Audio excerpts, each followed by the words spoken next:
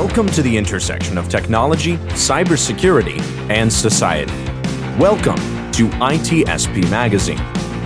You're listening to a new Securing Bridges podcast. You're about to join Alyssa Miller as she sits down with senior and executive security leaders to share stories of success and failure while working across business teams. It's time to build and secure the bridge to the business. Knowledge is power, now more than ever.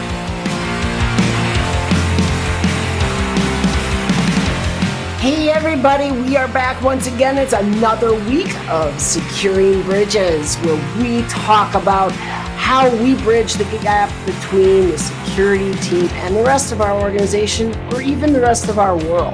We have had so many incredible conversations. We're on episode, 18 or something? I don't even know anymore. I've lost count. But we've had a lot of great people, and every week is just a new adventure. So glad to have you back. And once again, this week we have an amazing guest. I swear, one of my favorite people in all the world. I cannot over describe how much this person means to me. Our guest this week, it's Jessica Robinson. Hey, Jess, how are you? Great. How are you? So honored to be here. And I feel exactly the same about you, Alyssa. I'm honored to be with you today on the show. So thank you. Yes. I am honored to have you here. Honestly. This is incredible. I can't believe it took this long for you to reach out to you. I don't know what's wrong with me, but we're here now. Yes. So first of all, let's just start by getting to know you a little bit so that our viewers, those that don't know you yet, can dig in and start to understand you a little bit more. Tell us a little about yourself. All right. Well, I am a cybersecurity leader, and I have my own company called PurePoint International. We are what I would call a holistic security firm that really started off as we'll be turning 10 years old in October, which is amazing. And our company works with companies in multiple industries, in energy, insurance, nonprofit, education, multiple industries, and really helping them to improve their cybersecurity maturity within their organization. And probably the signature service that we're known for is our CISO service, or our re-CISO service.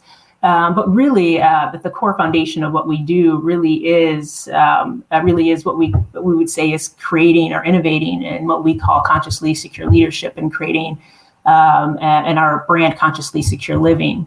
And that has been the foundation of our work and how we approach our work over the past 10 years. And as we approach 10 years, we're very much excited and thinking about what the next 10 years are going to look like. Well, first of all, congratulations. I mean, a decade running your own company is outstanding itself, regardless of what the company is. Yeah. But the work you're doing is so cool. And I love that brand and, Consciously Secure Living. Yes. Because I think, that to me anyway, and I would love to hear you describe what it means to you. To me, it speaks to that idea that, the digital world is kind of in every part of our lives, and we have to be very intentional about how do we live secure. But I would love to hear you describe it in your words. What does that brand mean? Tell us a little bit more about that. Absolutely. And so, I mean, it is, part of it exactly is what you said, is that it's really about this understanding that just to be in the world today, we don't have the luxury of not understanding about security, right? It's kind of like, I remember when I was talking to my mom years ago when I first started getting into work, and I said, there are certain times I don't want to, kind of engage in conflict with people or engage in certain discussions. And she said, Jessica, you're in the game, right? Like, you're in the game. And, I played sports growing up. And so she's like, you're on the court, you're on the field. What, you're not going to play? This is what it's about. And I thought it was she was a senior leader in her organization. And I really loved her kind of bringing me into a deeper awareness that if I wanted to be a leader, I have to be able to appreciate all aspects of what it meant to be a leader.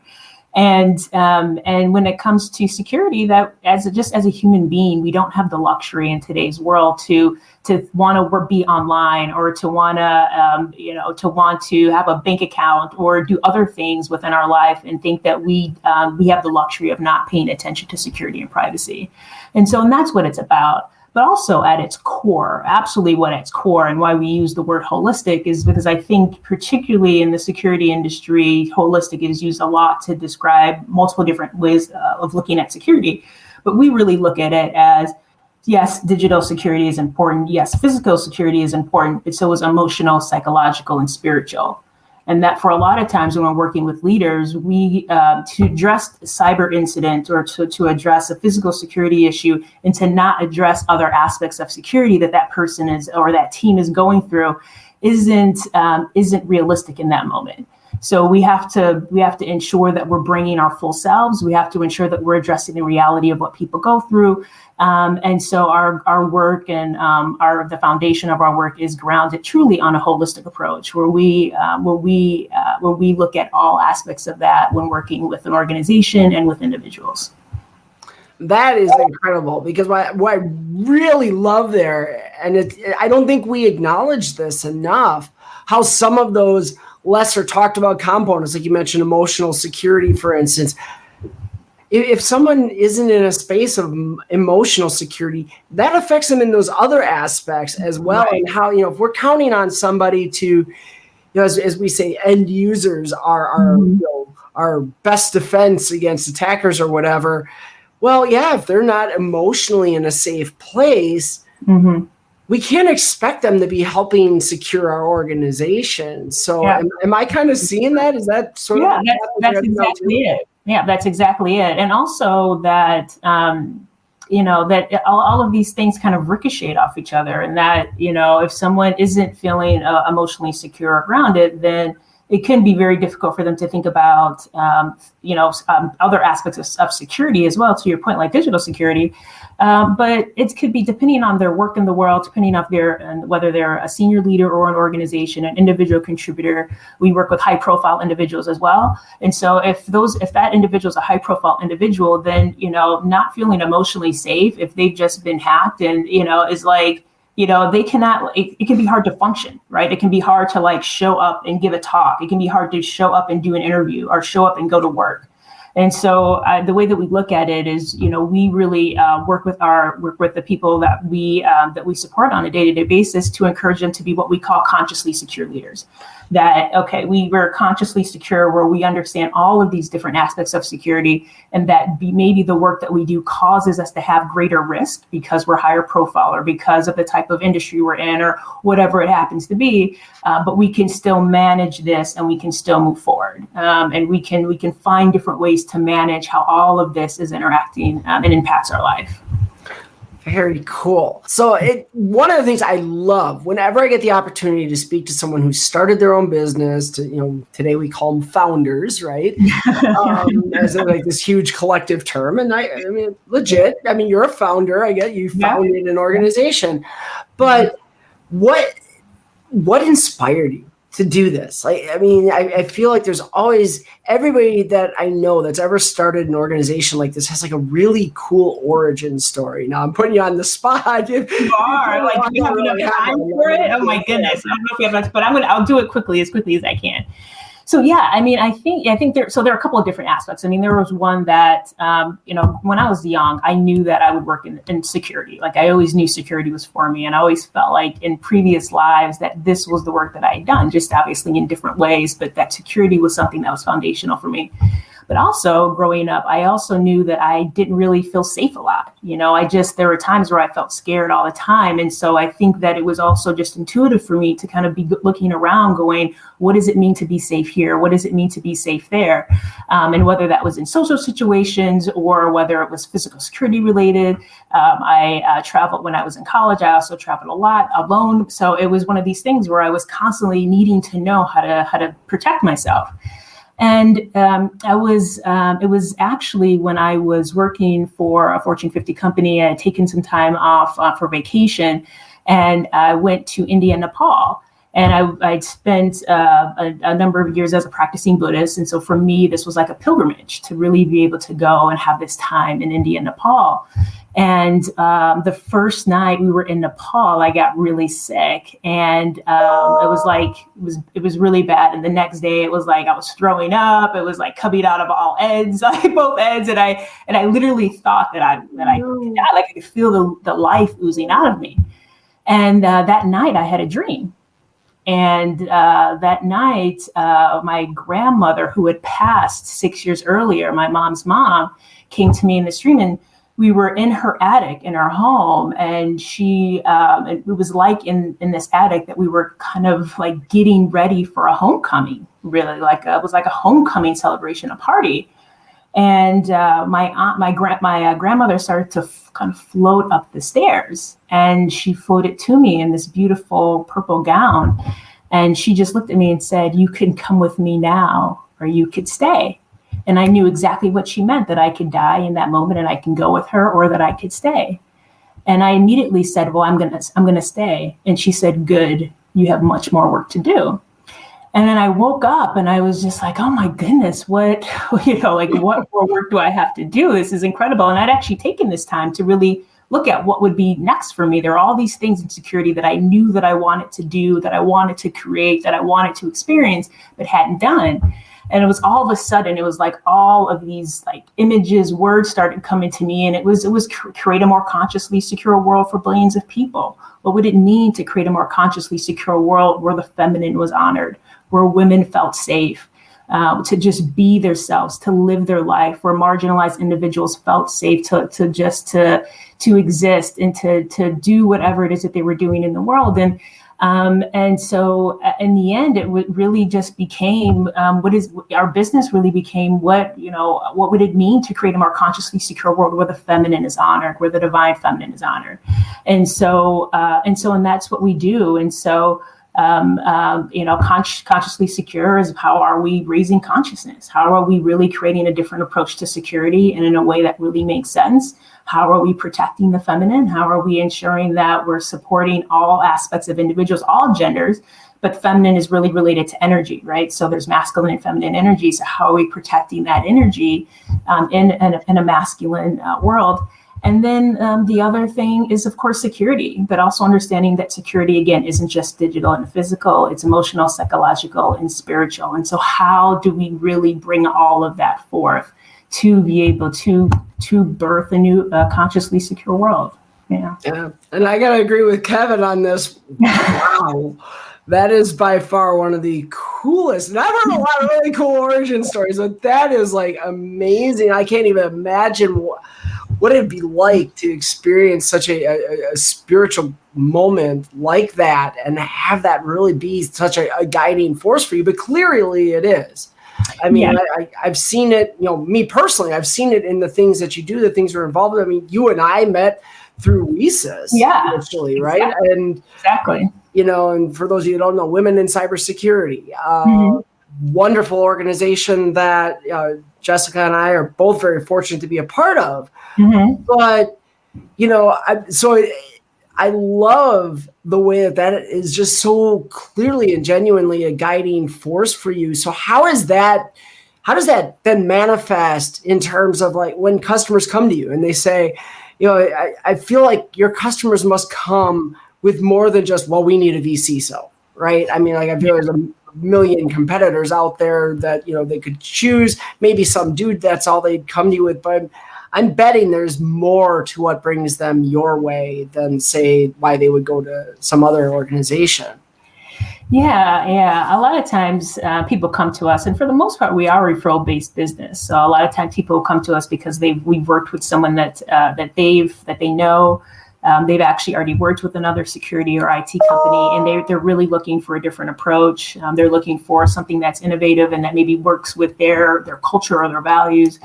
And also people come to us sometimes if they feel like they can't, or they have gone to law enforcement and law enforcement isn't supporting them with what they need. And so we kind of sometimes tend to be that last approach where people have tried everything else. And so they're coming to us, can you help? We've tried everything else. And then other cases, people come to us because they are just looking for that VCSO. And so we'll give them that service, and that's all that they'll get from us. But in other cases, people come to us because they know they've heard about how we work with individuals, and they really are looking for that full scope approach. And it's something that's absolutely needed for them in order for them to thrive, for their organization to thrive. And so they're looking for something different to really help them to be and feel safe. And I think that the truth is that people experience so many different things. Organizations experience so many different things. I mean, we think that we all know what it's like because it's certain things seem universal, but certain things really aren't, universal. When you feel like, when you don't feel safe at work and then you don't feel safe at home, those are very real things. Those are very real concerns, and people experience that on a day-to-day basis. And so for them to have the tools that they need in every way to just be able to live life, to be able to just get through the day, right? And I think that's something that can be relatable, right? Because we're dealing with COVID, we're dealing with monkeypox, we're dealing with, overwork and exhaustion and all of these things. I'm sure we all feel like sometimes I just can't get through the day. But when that is happening on a day-to-day consistent basis, and it's and you're receiving death threats or something, just because of the work that you do in the world, it becomes this type of approach just is more important at a different level.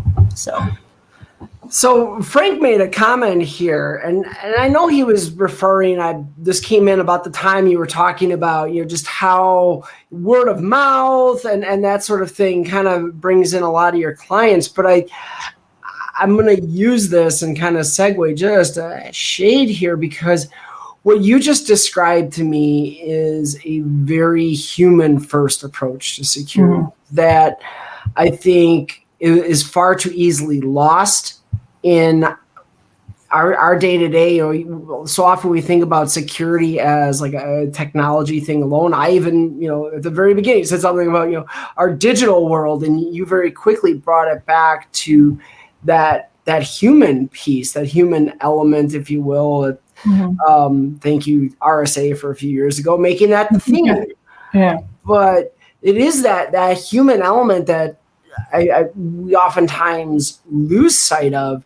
Do you feel like your clients come in more that like they've got that focus and they see the human side of it, or do you feel like you end up a lot of times having to bring that element out and show them, this needs to be part of it? I would say it's both. And I would say with the clients that know that this is what they want because they know this is what we do, or they've seen or experienced it before, then they come in wanting this and they're clear and that's it. But then we have clients where, let's say, they just want the VCSO work, but then somehow a problem arises, right? Like I was working with an incredible organization, a large organization, and there was a conflict between the IT team and the leadership team. And they just couldn't communicate. And so I came in to really help support that in my role as a CISO. And at the end of the day, it all came down to the human piece. And so we had to resolve that conflict. And it's probably now, even to this day, one of the most powerful career experiences that I've had, also because of what we were able to accomplish after that.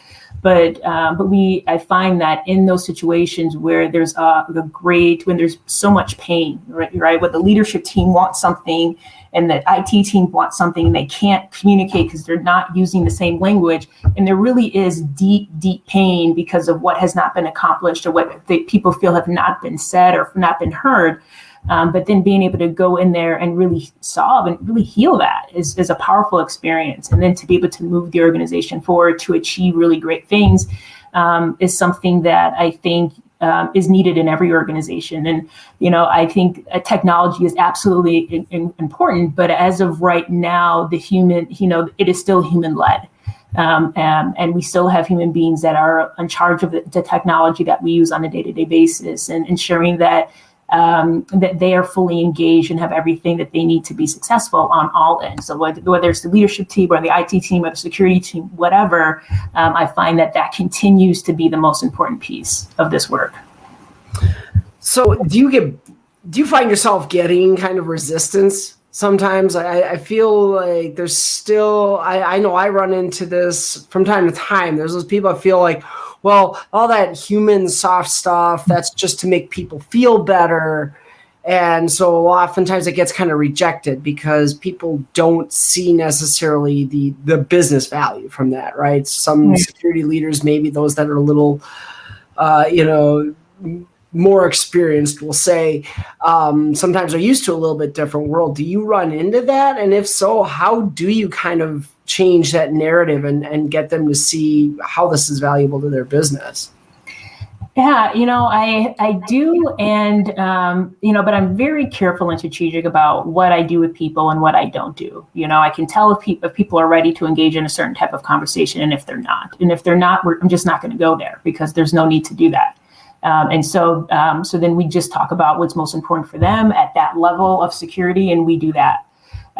So I find that when I engage in these types of conversations, like this conversation that we've had, I've never had this conversation with another really security professional at this depth. I'm doing it because you and I have a relationship. I love you. We know each other. It's different. But even at security conferences, I would never talk about something like this because it isn't necessarily something that I feel would be received there. But what it is received by are leaders that are non-security leaders that are living this on a day-to-day basis and know what they need, right? And so this wasn't catered or built for security leaders. This was built for leaders that are high profile, that are in the public eye, leaders that are leading large organizations and are looking for innovative ways to be able to think differently about how of what they need in not only their workplace, but also for themselves in order to thrive. So just very strategic. Not everything is for everyone. And I certainly don't invite conversations around things that where I don't think people would be open. So. And that makes sense. I mean, it's, I guess, probably one of the most important things, I guess, as a consultant is understanding who you're working with, what message they need or what their needs are. And sometimes, it is just accepting that, all right, I probably can't influence that side. I know deep down they would probably do well to hear some of that and to take that in. But if they're not going to internalize it anyway, well, then it sort of reinforces some of their bad behaviors and why even encourage that. So I'd like to explore a little more, if you're open to this. You had mentioned kind of bringing that feminine energy and understanding that, bringing that part of the human experience into what we do. What does that mean to you? I mean, that says a lot of different things, I think, to a lot of different people. But I'd love to understand how that, guides what it is that you're doing. Yeah. And so creating a more consciously secure world for where the feminine is centered really means that, we live in a masculine dominated world. So a patriarchal world, but also a masculine energy dominated world. By that, I mean, again, we have masculine and feminine energy within us, and it's the masculine energy a lot of times that is rewarded, even in the workplace, right? It's easier to compete than to collaborate, right? It's better to always try and focus on how I'm going to win than go, okay, you know what, maybe admit that I'm wrong and I'm willing to maybe take a different approach next time. And always, it's important to always have rules, right? Things always have to be a certain way, right? In security, we have our frameworks and we have all the different ways that we have to do them. But actually, what if we were able to be really creative and still be within the lines of our framework, but go, you know what, that really isn't going to work. So how do we really just turn this upside down and just do something different and really allow to be in the flow of creativity and to just see what arises and to not be so confined. And so in reality, that's what part of some of these things look like. But also it's understanding that, that the feminine is centered. And so Part of this means in the practical sense, and a lot of the things that we do with WESIS around our equity advocacy committee work is how are we really supporting the role of inclusion and also in the workplace? How are we supporting diversity? How are we ensuring that people of all genders, people of all races are fully represented? And how are we ensuring that within that the feminine is centered, that the feminine energy is centered? And this also, so it goes into the qualities that we lead with. It goes into the energy that we bring into a conversation and into a room. It goes into how we are willing to work with others, how we are willing to lead. And how we're willing to communicate and show up. It goes all the way even down to our willingness to be willing to think about how we connect to the environment around us. And I don't even just mean the environment in terms of our physical environment or our work environment, but thinking about sustainability, thinking about what does it mean to support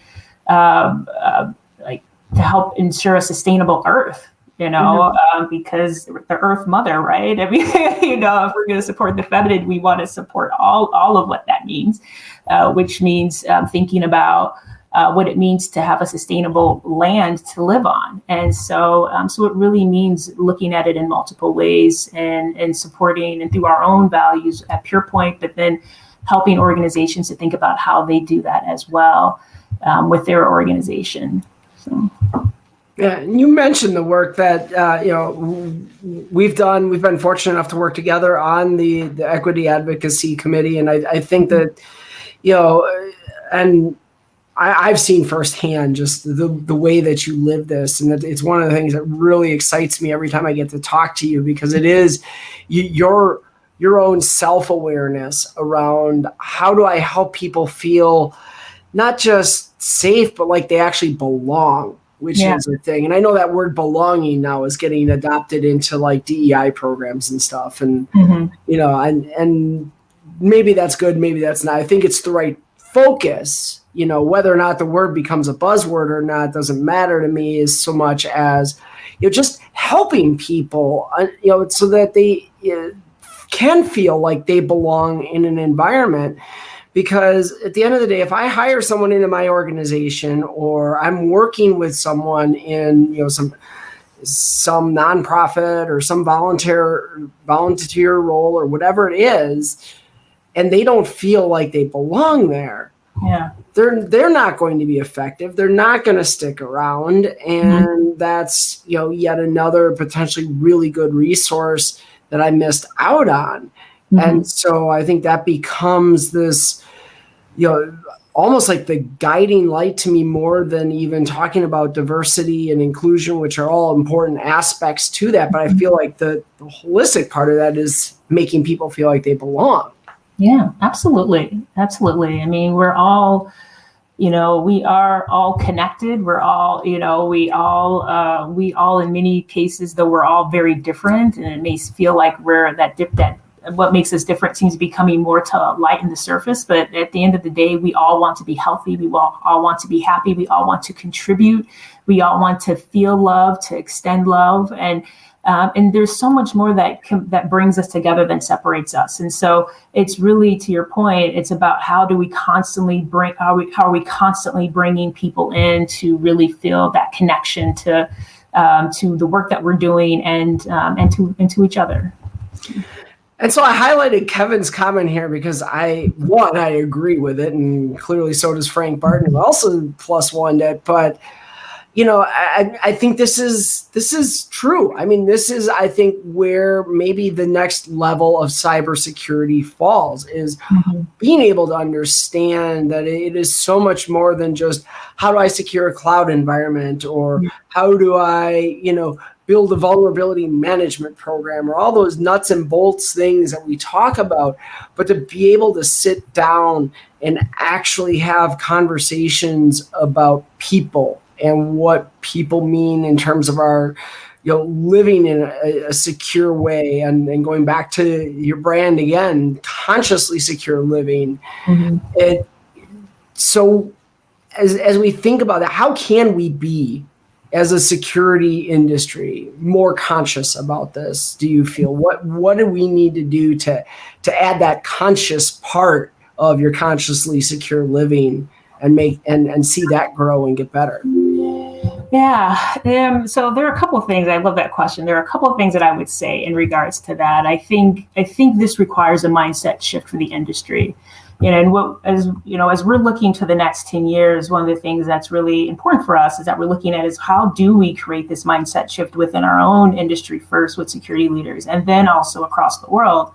And it goes back to the quote, I think, by Einstein, that we can't solve the problems that we have at the same level of consciousness that created those problems. And so part of it is how do we also take radical self-responsibility to go, you know what? We're doing a lot of amazing things, but there are a lot of things we could do better. And how are we willing to do these things differently? How are we willing to communicate, connect, talk, think, create differently? What perspectives are we willing to listen to that we haven't listened to before or haven't even considered before, and just be open to it? And what are things that we're willing to do to literally create a higher level of consciousness? And so what this has looked like in practical reality for us is that we have what's called a Consciously Secure Leadership Series, which will start again in September. We'll have one each week in September, because we'll have our next cybersecurity, our next Consciously Secure Leader Summit, which is going to be October 10th, celebrating our 10-year anniversary. And people will be able to come to that if they're interested and experience this in real time. And I can guarantee you that will be unlike any security conference you've ever experienced. So I encourage, if people are interested in this discussion, to come to that. And then one of the things that we do every morning, every single day, even on the weekends, is we have our Consciously Secure meditation. And we do it on Clubhouse, and we also do it on Instagram Live, and it's at 7:45 a.m. Eastern Time. And it's where what we call our Consciously Secure leaders can come in for a 15-minute meditation at 7:45, and we have a discussion afterwards. But it's an opportunity to connect, and for us to think about for ourselves, what does it really mean to grow our own consciousness? And it's on 9:45 a.m. on the weekends. And so we're continuing to do this. We're also launching our Consciously Secure Leader program, because we are committed to this, and we're committed to seeing how we can support not only the non-security leaders, but also security leaders in the future. So that'll be part of what we'll be launching at our conference in October. So I feel like there's a lot that can be done that can really help with supporting people that are interested, people that are willing. And one of the things that I know we're not for everyone, but for those that are interested, then there's a space for you if you would like to learn more. And I would love to invite you, Alyssa, to come speak at our summit in October. I mean, I'm just thinking about attending. If you didn't notice, I'm sitting here writing these things down as you're going, because this is I love this. It is not the way that I would have thought, and yet it makes so much sense. Right. And I mean, you mentioned that quote about, it's that same thing, right?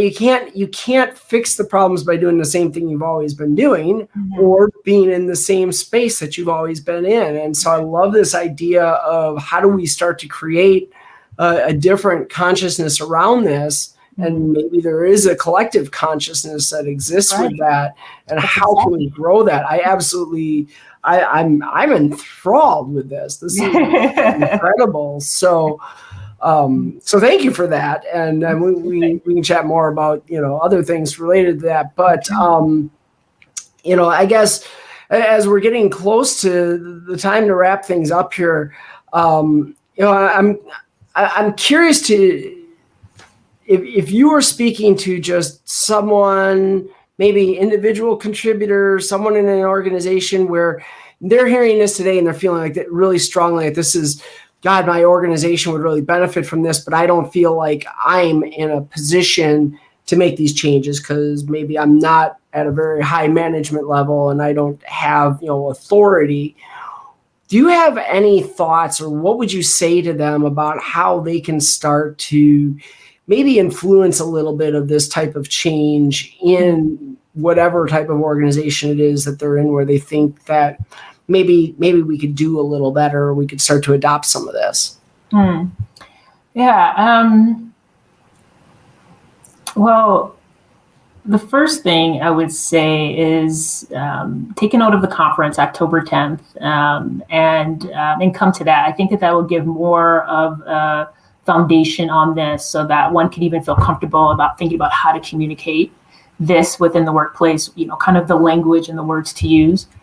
I think also, which is why I also want to be cautious here, is that this is about understanding the nuances of the workplace and what's going on. And it's also about, again, it starts with us.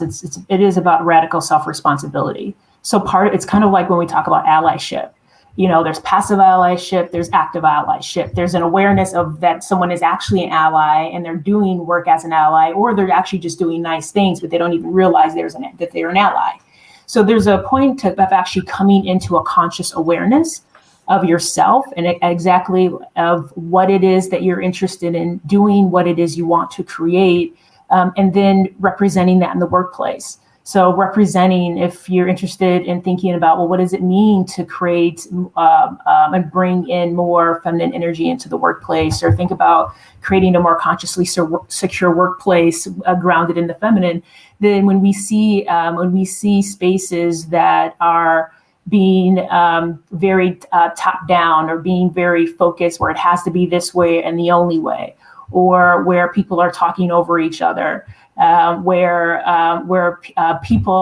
everyone in the conversation doesn't have an opportunity to speak, having an opportunity to jump in and to really bring out and to really call that out, I think is important. If we find that there are blocks happening within our organization, particularly related to cybersecurity, within the business, and we're finding that we can't find a way forward, be someone who's an advocate for thinking outside the box and creativity, to go, well, what can we do? We've tried everything, or at least we feel we can. What can we really do differently here? I think one of the things that people come to us for is when they're in a spot and they feel like they have no other way to solve their problem, somehow they come to us and we're able to help them solve their problem. And I think it's really because we want to do things within whatever framework that they're doing, but we want to know that every option is on the table, for the most part, every option. And to be able to look at things and to do things that maybe we wouldn't think to do, or that an organization wouldn't think to do, and to problem solve in different ways. And so these are, I would say, doing some things like that can be a great place to start. Awesome. So, I mean, there it is. It's just, that personal responsibility, and I guess, be the change you want to see in the world, to way oversimplify everything you just said. But it is. At the end of the day, there is some value and truth in that of, if that's the kind of positive energy you want to see in the world, start putting that positive energy out into the world and let it multiply and let it grow. So we've gotten to that time where we've got to wrap things up, but this has been an absolutely incredible conversation. Not that that's a shock, because again, I knew having you on the show was like, first of all, I can't believe I'm this fortunate, but second of all, I can't believe I'm so fortunate that I can call you my friend. Yes, likewise. and this has been absolutely an incredible learning experience for me. I've learned so much just in the last 38 minutes or so that we've been here, and I can't thank you enough for being on the show. So thank you so much. Yeah, I'm so happy to be here. Thank you so much, Alyssa. Truly. And to all of you out there, I'm so thankful that you're here too, and you got to hear it. What a wonderful episode to have been a part of. Please do share it, your friends, family, Twitter followers, LinkedIn followers, whomever. Hope to have you back here every week. We've got an amazing lineup of guests coming up. We're going to be here every week that we can be. We might, I take a break every so often, but definitely keep coming back. If you've missed previous episodes, you can check out the videos. They're available on the usual platforms. The recorded videos are on YouTube, Facebook, LinkedIn. Just go to the ITSP magazine pages on those and you'll find it. And also, as always, this will get converted into podcast format. It'll be available in a few days. All of the past episodes are available as well in all of the major podcast outlets like Spotify, Apple, Google. You know the deal. So until next time, everybody, thank you so much for tuning in. Love having you here. So glad you were able to join us. And Jessica, one more time, thank you again. It was an absolute pleasure having you here today. Thank you. It was an honor. Thank you for having me, Alyssa. All right, with that, take care, everybody. Stay safe. We hope you enjoyed this episode of Securing Bridges Podcast with Alyssa Miller. If you learned something new and this podcast made you think, then share itspmagazine.com with your friends, family, and colleagues. If you represent a company and wish to associate your brand with our conversations, sponsor one or more of our podcast channels. We hope you will come back for more stories and follow us on our journey. You can always find us at the intersection of technology, cybersecurity, and society.